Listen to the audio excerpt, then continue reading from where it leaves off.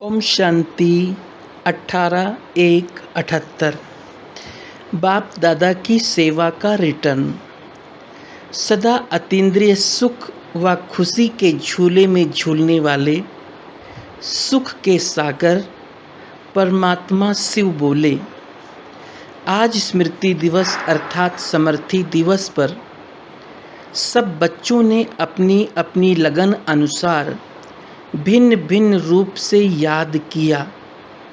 बाप दादा के पास चारों ओर के स्नेही सहयोगी शक्ति स्वरूप संपर्क वाली आत्माओं के सब रूप की याद वतन तक पहुंची। बाप दादा द्वारा हर एक बच्चे की जैसी याद वैसा रिटर्न उसी समय मिल जाता है।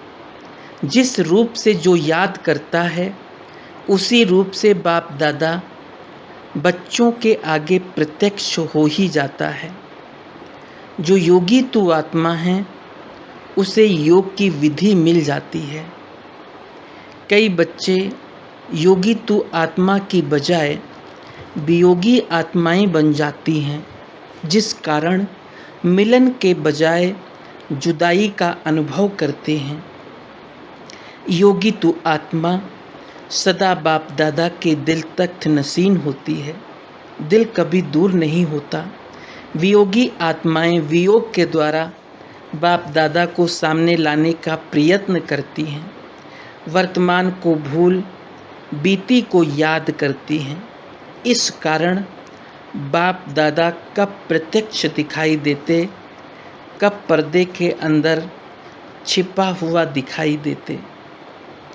लेकिन बाप दादा सदा बच्चों के आगे प्रत्यक्ष है, बच्चों से छिप नहीं सकता। जबकि बाप है ही बच्चों के प्रति, जब तक बच्चों का स्थापना के कर्तव्य का पार्ट है, तब तक बाप दादा बच्चों के हर संकल्प और सेकंड में साथ साथ है। बाप दादा का वायदा है, साथ चलेंगे। कब चलेंगे? जब कार्य समाप्त होगा। तो पहले ही बाप को क्यों भेज देते हैं? बाबा चला गया यह कह अविनाशी संबंधों को विनाशी क्यों बनाते हो? सिर्फ पार्ट परिवर्तन हुआ है। जैसे आप लोग भी सेवा स्थान चेंज करते हो ना, तो ब्रह्मा बाप ने भी सेवा स्थान चेंज किया है। रूप वही, सेवा वही है। हजार भुजा वाले ब्रह्मा के रूप का वर्तमान समय पार्ट चल रहा है। तब तो साकार सृष्टि में इस रूप का गायन और यादगार है। भुजाएं बाप के बिना कर्तव्य नहीं कर सकती। भुजाएं बाप को प्रत्यक्ष करा रही हैं। कराने वाला है तब तो कर रहे हैं। जैसे आत्मा के बिना भुजा कुछ नहीं कर सकती, वैसे बाप दादा कंबाइंड रूप की सोल के बिना भुजाएं रूपी बच्चे क्या कर सकते। हर कर्तव्य में अंत तक पहले कार्य का हिस्सा ब्रह्मा का ही तो है। ब्रह्मा अर्थात आदि देव, आदि देव अर्थात हर शुभ कार्य की आदि करने वाला, अर्थात आरंभ करने के बिना कोई भी कार्य सफल कैसे हो सकता। हर कार्य में पहले बाप का सहयोग है। अनुभव भी करते हैं, वर्णन भी करते हो, फिर भी कब कब भूल जाते हो। प्रेम के सागर में, प्रेम की लहरों में क्या बन जाते हो? लहरों से खेलना है, न कि लहरों के वशीभूत हो जाना है। गुणगान करो लेकिन घायल नहीं बनो। बाप देख रहे हैं कि बच्चे मेरे साथी हैं, और बच्चे जुदाई का पर्दा डाल देखते रहते हैं, फिर ढूंढने में समय गंवाते हैं। हाजिर हजूर को भी छिपा देते। अगर आँख मिचौनी का खेल अच्छा लगता है तो खेल समझकर भले खेलो, लेकिन स्वरूप नहीं बनो। बहलाने की बातें नहीं सुना रहे हैं और ही सेवा की स्पीड की अति तीव्र गति देने के लिए सिर्फ स्थान परिवर्तन किया है। इसलिए बच्चों को भी बाप समान सेवा की गति को अति तीव्र बनाने में बिजी रहना चाहिए। यह है सेवा का स्नेह का रिटर्न। बाप जानते हैं बच्चों को बाप से अति स्नेह है, लेकिन बाप का बच्चों के साथ साथ सेवा से भी स्नेह है।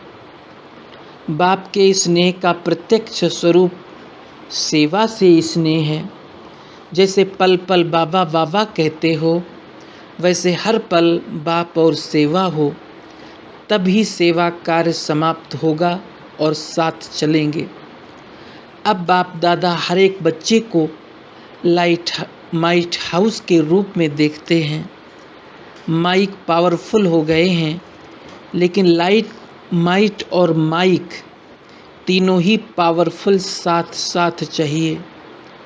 आवाज़ में आना सहज लगता है ना? अब ऐसी पावरफुल स्टेज बनाओ जिस स्टेज से हर आत्मा को शांति, सुख और पवित्रता की तीनों ही लाइट्स अपनी माइट से दे सको। जैसे साकारी सृष्टि में जिस रंग की लाइट जलाते हो तो चारों ओर वही वातावरण हो जाता है। अगर हरी लाइट होती है तो चारों ओर वही प्रकाश छा जाता है। एक स्थान पर होते हुए भी एक लाइट वातावरण को बदल देती है। जैसे आप लोग भी जब लाल लाइट करते हो तो ऑटोमेटिकली याद का वायुमंडल बन जाता है। ऐसे जब स्थूल लाइट वायुमंडल को परिवर्तन कर लेती है तो आप लाइट हाउस पवित्रता की लाइट से व सुख की लाइट से वायुमंडल नहीं बना सकते हो। स्थूल लाइट आँखों से देखते, रूहानी लाइट अनुभव से जानेंगे।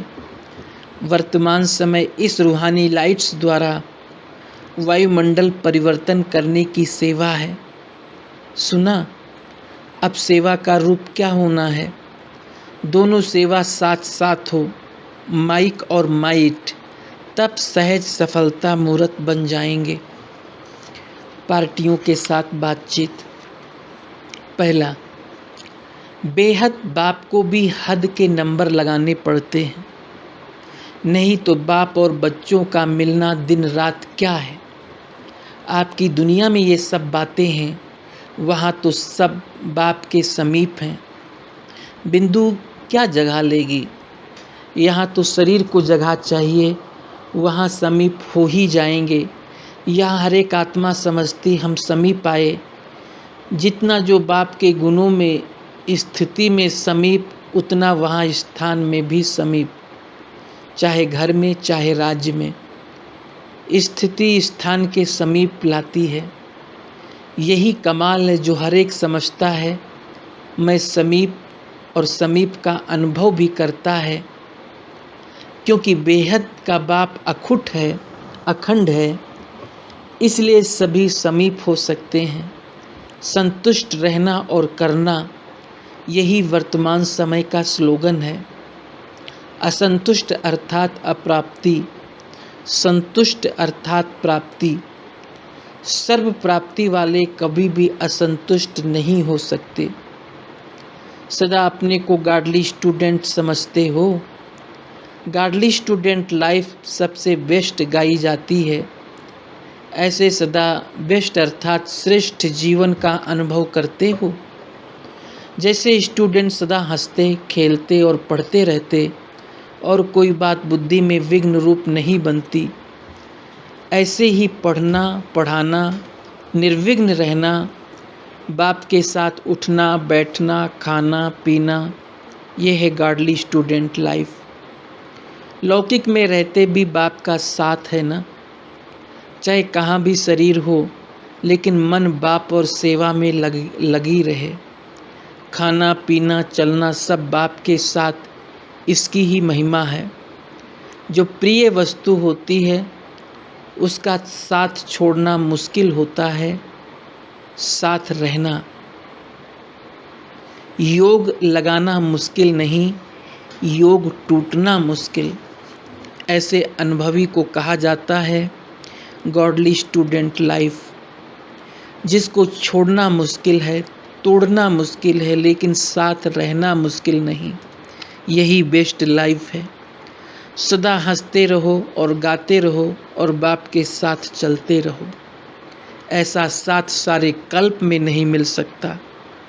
संगम पर भी अगर किसी को ढूंढो तो मिलेगा नहीं ना। बाप ने आपको ढूंढा या आपने ढूंढते तो आप भी थे, रास्ता रांग लिया।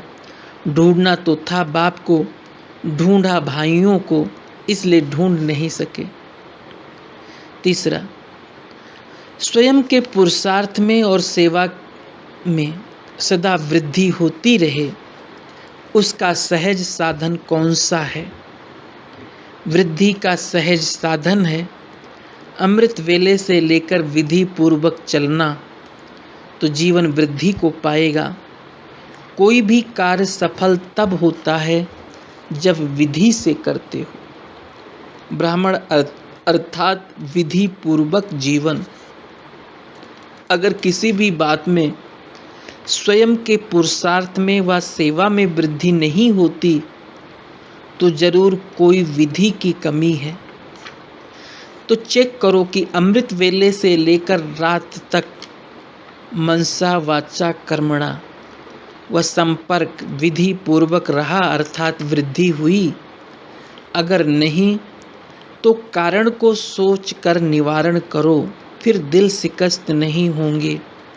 अगर विधि पूर्वक जीवन होगी तो वृद्धि अवश्य होगी। अच्छा, ओम शांति।